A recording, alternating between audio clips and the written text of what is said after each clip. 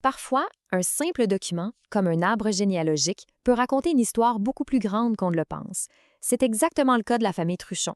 À travers 4 générations, on va voir comment une seule famille, partie d'un petit coin du Québec, a fini par s'étendre partout au Canada, dessinant une véritable carte du pays. Alors, c'est ça la grande question. Comment est-ce que le parcours d'une seule famille, de ses débuts très modestes, peut refléter l'histoire d'une nation entière en mouvement? Pour le savoir, eh bien, on n'a qu'à suivre le fil de leur histoire. Bon, on commence par le commencement. Section 1, la toute première génération, là où tout a débuté. Et les voici. À gauche, Jean-Eudes Truchon. À droite, Diane Lemieux-Côté. Ce sont eux, les 2 racines de l'arbre qui va pousser. 2 vies qui, en se rejoignant, vont lancer une lignée qui traversera le pays. Et voilà le moment clé. L'étincelle. Leur mariage, le 2 juillet 1955. Honnêtement, c'est bien plus que l'union de 2 personnes, c'est carrément l'acte de naissance officiel de l'arbre généalogique des Truchon. Le point de départ. OK, section 2, on avance à la 2e génération, les 5 enfants Truchon. Et c'est là, on va le voir, que l'histoire commence vraiment à prendre de l'ampleur. 5, c'est pas rien. De ce seul couple sont nés 5 enfants. C'est la fondation solide sur laquelle tout le reste peut pouvoir se construire et grandir. Et les voici, ces 5 premières branches, Louise-André, Paul, Roger et José et Nathalie. Chaque nom, c'est une nouvelle branche, nouvelle direction que l'arbre s'apprête à prendre. Ce qui est fascinant à ce stade, c'est de voir à quel point tout est concentré.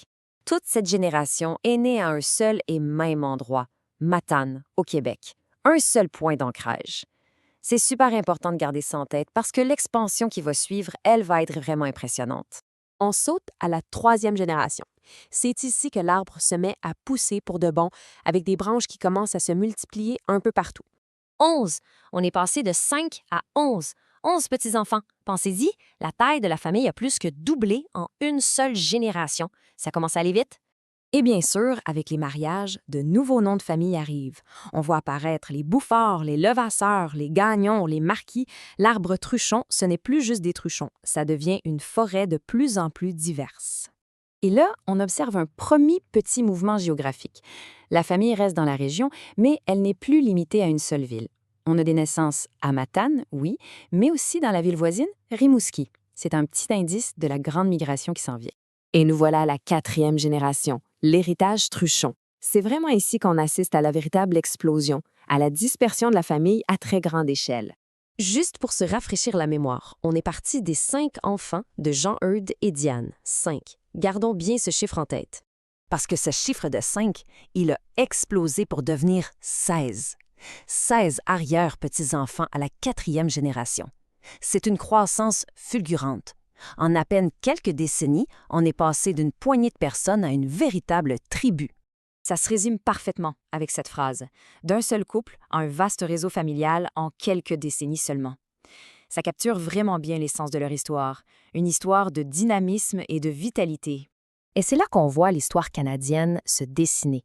Oui, les racines québécoises sont encore bien présentes, à Matane, à Québec, à Saint-Hyacinthe, mais regardez où les nouvelles pousses apparaissent, en Alberta et même à Yellowknife, dans les territoires du Nord-Ouest, d'un bout à l'autre du pays, littéralement.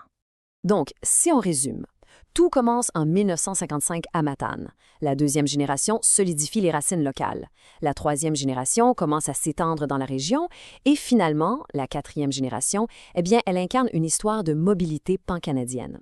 C'est un microcosme de l'histoire du pays. L'histoire des Truchon le prouve. Derrière des noms et des dates se cachent des récits incroyables de migration, de changement et de continuité. Et ça nous amène à une dernière question. Quelles histoires inattendues, quels voyages incroyables se cachent dans nos propres arbres généalogiques, juste là, attendant d'être découverts?